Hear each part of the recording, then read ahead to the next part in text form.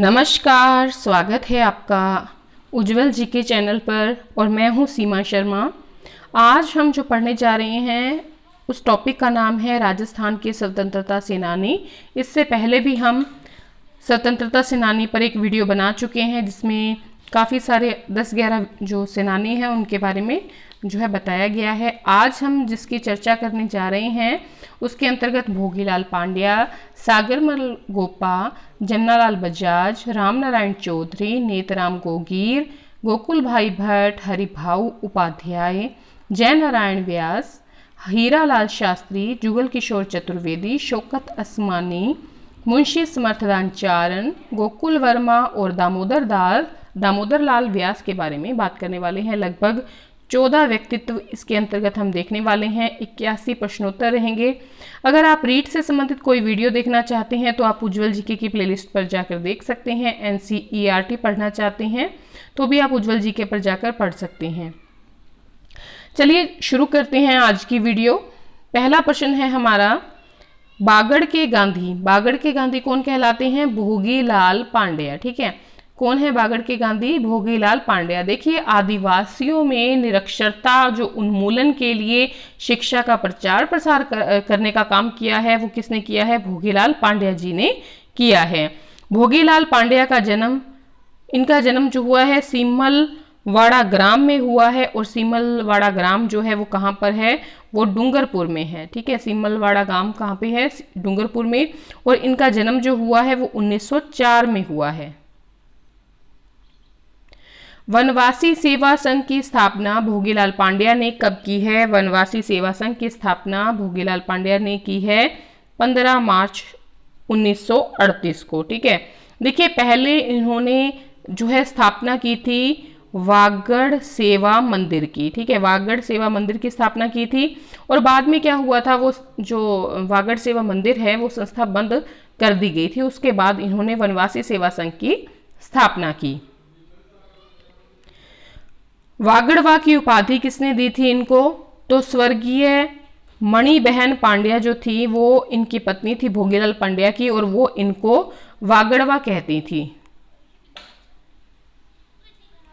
भोगीलाल पांड्या को पद्म भूषण से कब सम्मानित किया गया? भोगीलाल पांड्या को पद्म भूषण से सम्मानित किया गया 1976 में। आजादी के दीवाने, रघुनाथ सिंह का मुकदमा, जैसलमेर में गुंडाराज जैसी प्रसिद्ध पुस्तक के रचयिता कौन थे? सागरमल गोपा जी। ठीक है, सागरमल गोपा जो है इन्होंने ये जो किताब लिखी है जैसलमेर में गुंडाराज, इसमें जो जैसलमेर के जो महारावल थे, ठीक है, महारावल, तो उनका नाम था जवाहर सिंह।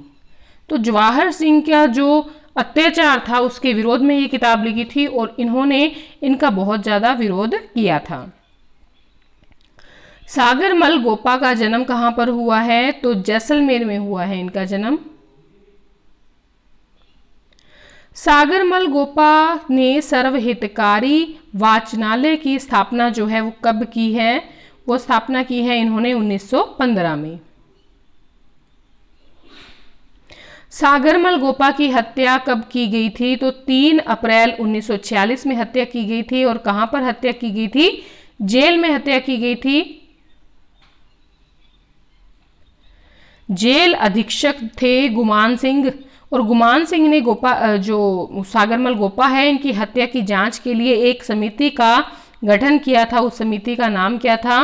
गोपाल स्वरूप पाठक समिति। गोपाल स्वरूप पाठक समिति इसका नाम था। जमनालाल बजाज का जन्म कहां पे हुआ है? सीकर में हुआ है। और कौन से गांव में हुआ है? तो काशी नासा ग्राम में हुआ है। काशी नासा ग्राम में हुआ है। जमनालाल बजाज का जन्म जो है 1889 में हुआ है 4 नवंबर को। गांधी जी के 5वें पुत्र के नाम से प्रसिद्ध हैं, तो जमनालाल बजाज जी प्रसिद्ध हैं 5वें पुत्र के नाम से। जमनालाल बजाज को राय बहादुर का खिताब किसने दिया था? अंग्रेजों ने दिया था। और कब दिया था? 1917 में दिया था। ठीक है। और 1921 में इन्होंने ये राय बहादुर की जो उपाधि थी वो वापस लौटा दी थी अंग्रेजों को। बागपुर 1920 में कांग्रेस अधिवेशन के अध्यक्ष कौन थे? बागपुर के अधिवेशन के अध्यक्ष थे जमनालाल बजाज। मद्रास हिंदी साहित्य समिति के अध्यक्ष कौन थे? तो जमनालाल बजाज जो है मद्रास हिंदी साहित्य समिति के अध्यक्ष थे, 1937 में अध्यक्ष बने थे। अपने आप को गुलाम नंबर 4 कौन बतलाते थे? तो जमनालाल बजाज अपने आप को गुलाम नंबर 4 कहते थे। देखिए पहले नंबर पे तो इन्होंने कहा कि भारत क्या है? गुलाम है। दूसरे नंबर पे इन्होंने कहा कि जो देशी राजा हैं वो लोग क्या हैं? गुलाम हैं। तीसरे नंबर पे इनका जन्म कहाँ हुआ था? सीकर में हुआ था, तो ये कहते थे कि सीकर जो है वो क्या है? गुलाम है। और चौथे नंबर पे क्या कहते थे? मैं गुलाम यानी कि मैं क्या हूं? गुलाम हूं।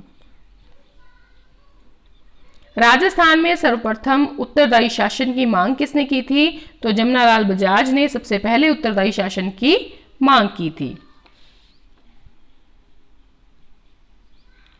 1927 में चरखा चंख की स्थापना किसने की थी? जमनालाल बजाज ने की थी चरखा चंख की स्थापना 1927 में।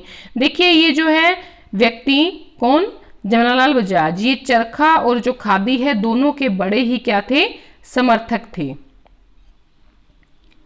राजपुताना मध्य भारत सभा की अध्यक्षता जमनालाल बजाज ने कहां पर की थी? इन्होंने अजमेर में राजपुताना मध्य भारत सभा की क्या की थी? अध्यक्षता की थी। जमनालाल बजाज की मृत्यु कब हुई? इनकी मृत्यु हुई थी 11 फरवरी 1942 को। शेखावाटी में आर्य समाज को किसने संगठित किया था? नेतराम गोरीर ने संगठित किया था शेखावाटी में आर्य समाज को। नेतराम गोरीर का जन्म कहां पर हुआ है? कब हुआ है? तो इनका गांव जो था उसका नाम था गोरीर गांव। गोरीर गांव कहां पर पड़ता है? झुंझुनू में। तो झुंझुनू के गोरीर गांव में हुआ था 1892 में इनका जन्म। कन्या शिक्षा को प्रोत्साहन किसने दिया था? नेतराम गोरीर ने दिया था। राजस्थान के गांधी कौन कहलाते हैं? सब जानते हैं, गोकुल भाई भट्ट को राजस्थान का गांधी कहा जाता है। गोकुल भाई भट्ट का जन्म कब हुआ था? 1898 में हुआ था। 1898 में राजस्थान के गांधी कहलाने वाले गोकुल भाई भट्ट का जन्म हुआ था। और कहां पर हुआ था? तो हाथल गांव में हुआ था। और ये हाथल गांव जो है ये सिरोही में पड़ता है। भूदान आंदोलन में सक्रिय योगदान किसने दिया था? गोकुल भाई भट्ट ने भूदान आंदोलन में सक्रिय योगदान दिया। देखिए ये जो गोकुल भाई भट्ट जी हैं ये नशा मुक्ति जो है नशा मुक्ति के भी प्रणेता थे। राजपुताना प्रांतीय देशी राज्य परिषद के पहले अध्यक्ष गोकुल भाई भट्ट जो हैं वो कब बने थे? 1946 में बने थे राजपुताना प्रांतीय देशी राज्य परिषद के पहले अध्यक्ष। गोकुल भाई भट्ट को पद्म भूषण जो है वो कब दिया गया था? कब सम्मानित किया गया था? 1966 में पद्म भूषण से सम्मानित थे गोकुल भाई भट्ट। ठीक है। सिरोही का राजस्थान में विलय किनके प्रयासों से किया गया? गोकुल भाई भट्ट के प्रयासों से हुआ था। ठीक है। साथ ही ये जो संविधान सभा थी, संविधान सभा के भी क्या थे? सदस्य थे। दा साहब के नाम से कौन लोकप्रिय हैं? तो दा साहब जो है वो कहा जाता है हरिभाऊ उपाध्याय को। हरिभाऊ उपाध्याय का जो जन्म हुआ है ग्वालियर में हुआ है। और ठीक है, ग्वालियर के किस गांव में हुआ है? तो इनका जो गांव था वो था भैरांसा। भैरांसा गांव में ग्वालियर में इनका जन्म हुआ 9 मार्च 1893 में। हरिभाऊ उपाध्याय का वास्तविक नाम क्या था? बद्रीनाथ था इनका वास्तविक नाम। गांधी आश्रम की स्थापना हरिभाऊ ने कहाँ की थी? तो इन्होंने हटुंडी में स्थापना की थी। हटुंडी कहाँ पड़ता है? अजमेर में।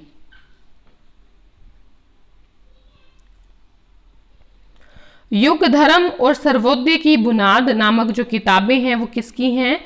हरिभाऊ उपाध्याय की हैं।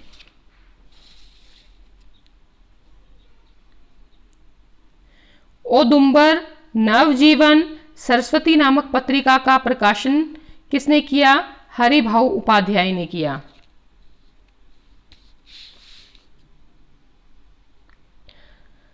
सस्ता साहित्य मंडल की स्थापना हरिभाऊ उपाध्याय ने कब की थी? सस्ता साहित्य मंडल की जो स्थापना है वो 1925 में की गई थी। हरिभाऊ उपाध्याय अजमेर राज्य के पहले मुख्यमंत्री जो हैं कब बने थे? 1952 में बने थे। शेर राजस्थान लोकनायक के नाम से कौन प्रसिद्ध हैं? जयनारायण व्यास प्रसिद्ध हैं। इनका जन्म कब हुआ था? कहाँ हुआ था? तो इनका जन्म जो है वो अजमेर में हुआ था। ठीक है, जयनारायण व्यास जो है इनको शेर राजस्थान लोकनायक कहा जाता है और जयनारायण का व्यास अजमेर में हुआ था 1899 ईस्वी में 18 फरवरी के दिन। सबसे पहले सामंत शाही के खिलाफ आवाज किसने उठाई थी? सामंत शाही के खिलाफ आवाज उठाने वाले थे सबसे पहले व्यक्ति जयनारायण व्यास। राजस्थानी भाषा का प्रथम राजनीतिक समाचार पत्र कौन सा था? आगी बाणी था। कौन सा था? आगी बाणी। और आगी बाणी जो है, ठीक है,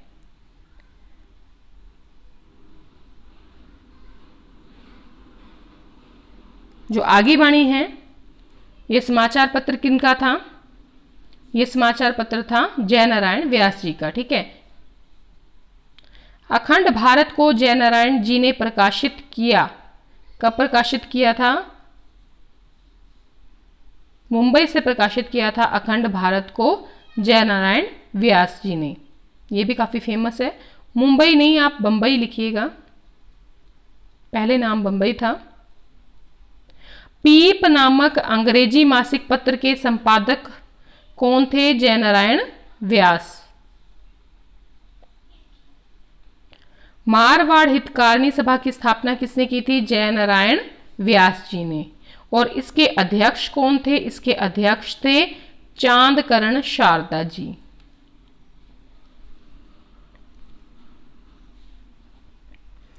जयनारायण व्यास जी किस प्रजामंडल के अध्यक्ष थे? जोधपुर प्रजामंडल के अध्यक्ष थे।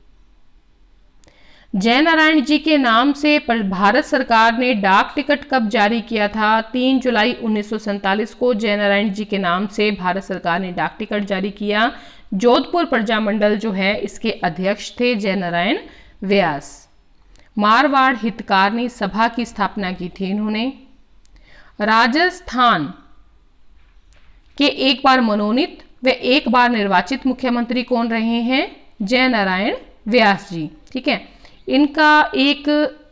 इनकी एक कविता है, ठीक है, कौन सी है? मैंने अपने ही हाथों से अपनी चिता जलाई, देख देख लपटे मैं हंसता, तू क्यों रोता भाई। इस प्रकार की एक कविता थी। किसकी थी वो? जयनारायण व्यास जी की थी।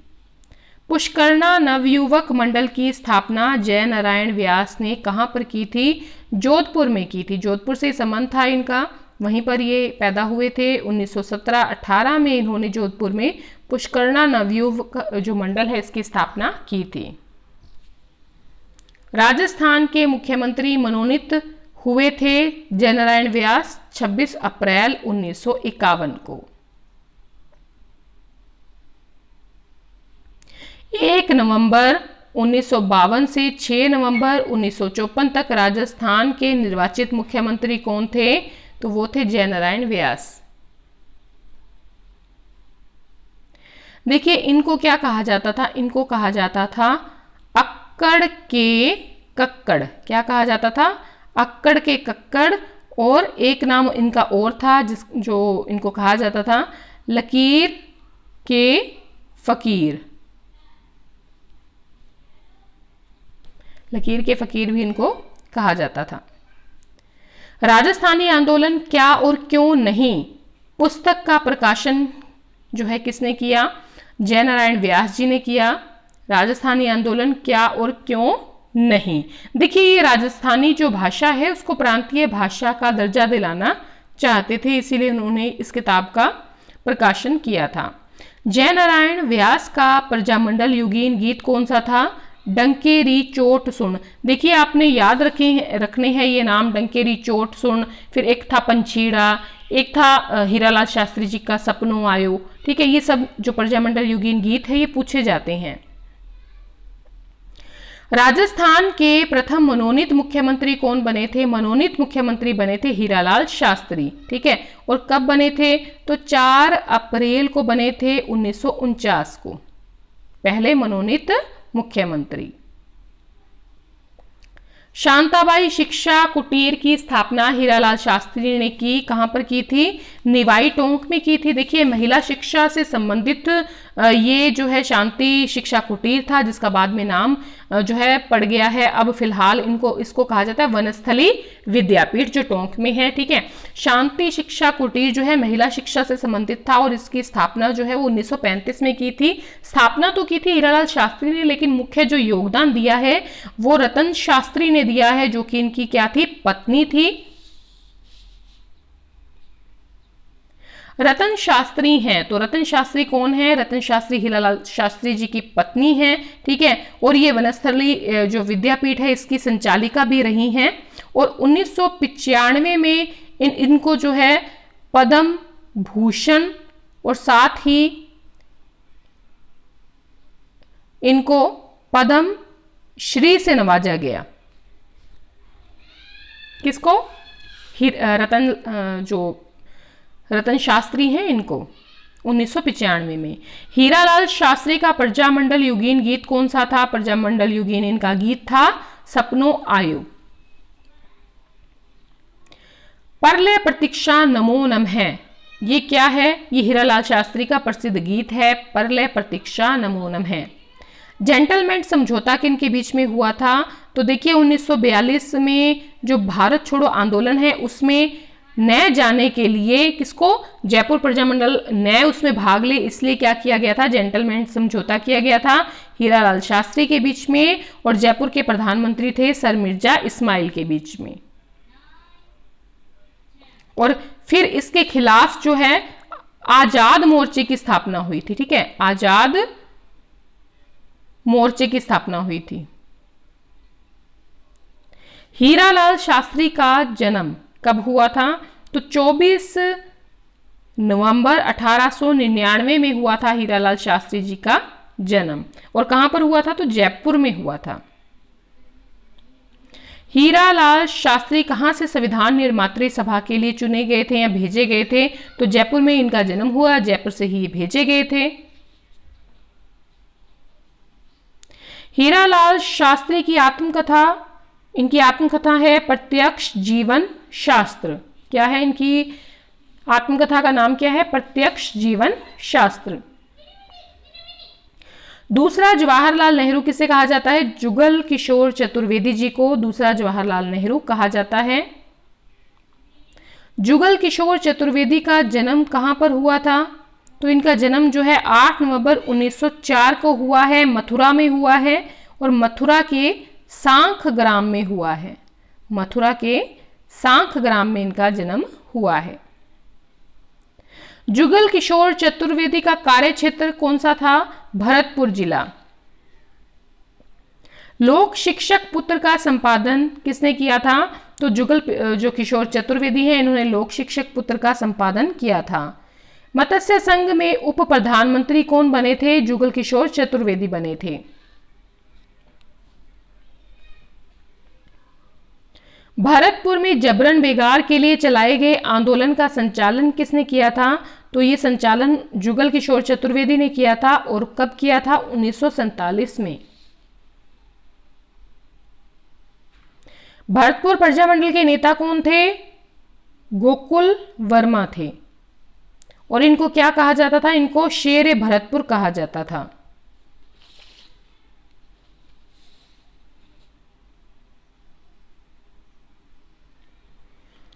राजस्थान में पत्रकारिता का श्री गणेश किसने किया है? तो मुंशी समर्थदान ने किया है। समर्थदान चारण ने राजस्थान में पत्रकारिता का श्री गणेश किया। और किस चीज का प्रकाशन करके इन्होंने ऐसा किया? तो राजस्थान समाचार पत्र का प्रकाशन करके इन्होंने राजस्थान में पत्रकारिता का श्री गणेश किया। ठीक है, 1879 में इन्होंने जो है राजस्थान समाचार पत्र जो है उसका प्रकाशन किया। मनीषी की उपाधि मुंशी समर्थदान को किसने प्रदान की थी? स्वामी दयानंद सरस्वती जी ने। अंतर्राष्ट्रीय व्यक्तित्व वाला राजस्थान का सपूत कौन है? शौकत असमानी बीकानेर। ठीक है, और इनका जन्म कब हुआ था? इनका जन्म हुआ था 1901 में। कहां पर हुआ था? तो बीकानेर में। ठीक है, 1901 में जन्म हुआ था, 21 दिसंबर को। राजस्थान के लौह पुरुष के नाम से लोकप्रिय कौन है? दामोदर लाल व्यास जी हैं। ये टोंक के हैं। ठीक है, इनका जन्म हुआ है मालपुर टोंक में।